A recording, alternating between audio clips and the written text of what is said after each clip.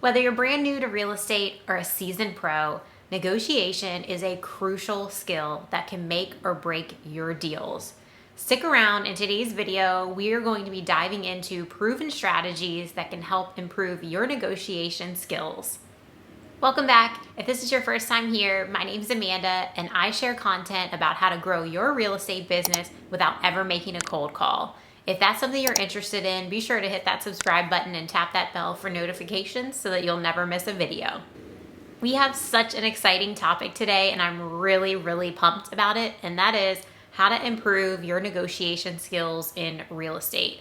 Negotiation is such a dance and it's such a high skill set, but once you master it, you really see just how much smoother it can make your deals go. And also it keeps deals on track. It avoids them just falling apart.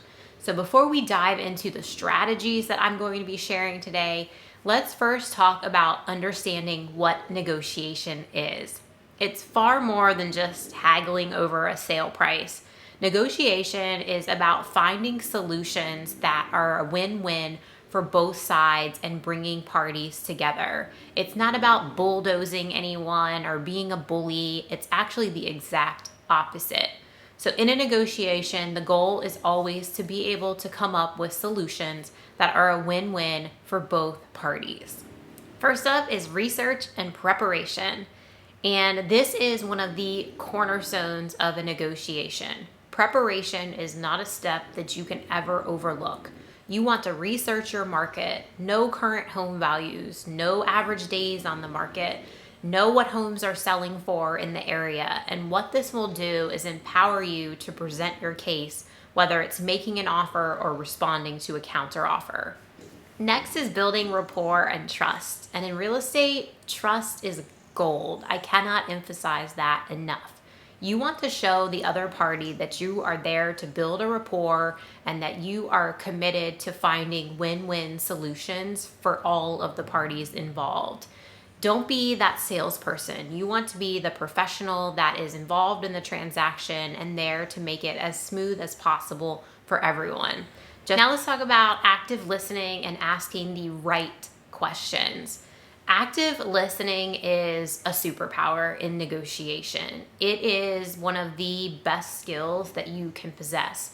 You want to listen far more than you talk, and you want to ask questions. Not just any questions though. Ask open-ended questions so that you can then listen to their response and determine where their priorities lie and what they are looking to achieve.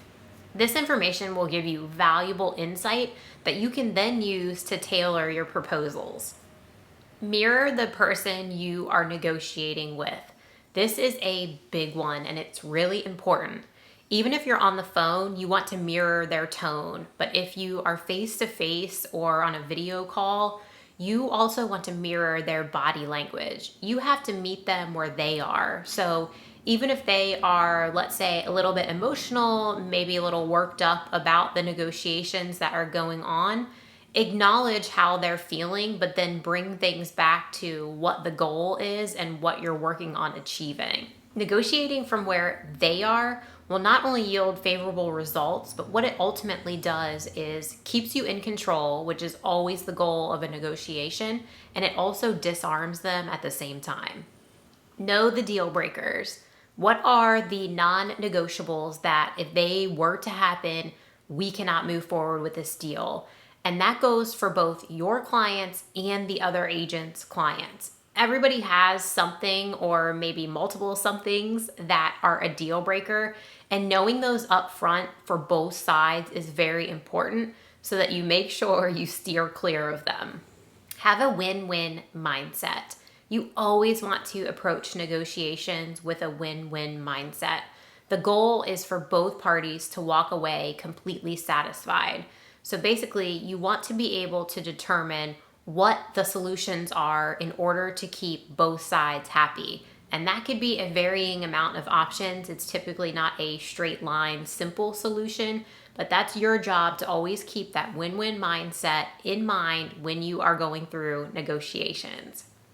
Next is embracing silence and being patient. And this is a big one and it can be really hard, But don't be afraid of there being a pause and some silence during negotiations. Sometimes the other party just needs to pause. They need to think a little bit about what you have just responded with. And silence is okay. Don't be afraid of it. It is a little awkward at first, but you get used to it over time. And you can actually make things worse if you don't take that pause with them and give them that space. And while they're doing that, make sure that you are also showing patience. Not everybody processes information at the same speed, and sometimes you need to just take a step back, be a little bit patient, and let them think about what you presented. Present your offer or counteroffer effectively. This is one that I see agents make a misstep on frequently. When you are presenting an offer or a counteroffer, make sure it's clear and concise. Don't send other agents, 15 different PDFs when you're submitting an offer for your client. It's inconvenient, it's frustrating, and it's downright annoying. You want to be organized. Make sure that you are presenting a compelling case for the offer or counteroffer that you are delivering. If that means including some market stats, do that. If you need to include a visual, do that. Just make sure it's organized, clear, and concise. Next is overcoming objections. And objections and negotiation, they just go hand in hand. It's a given that objections are going to come up.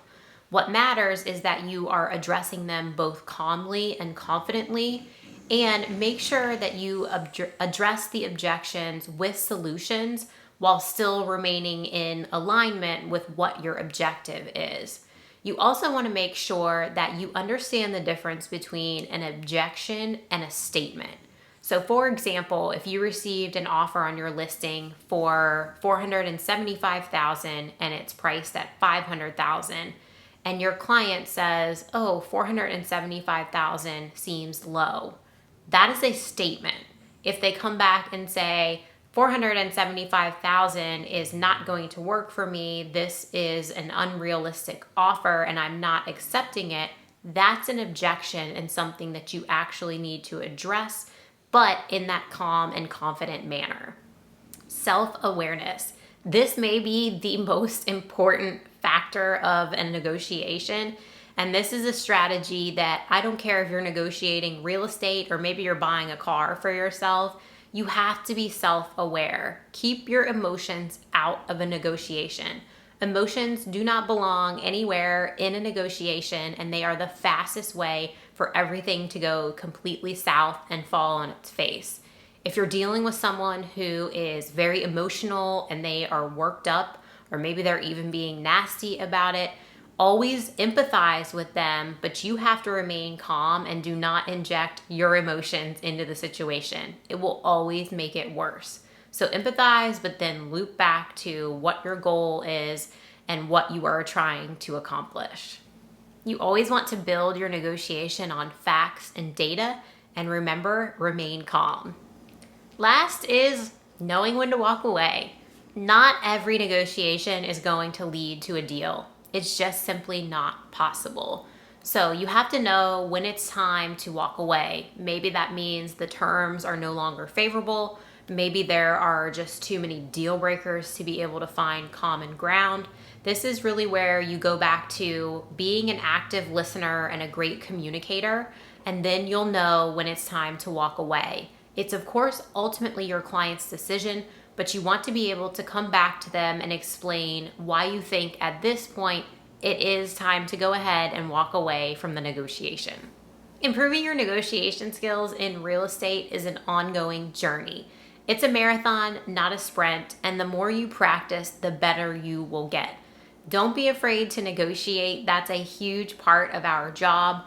It's just knowing the right strategies in order to navigate the negotiation and get that successful outcome for your clients. If you found this content valuable, please remember to like, comment, and subscribe. And until I see you on the next video, take care.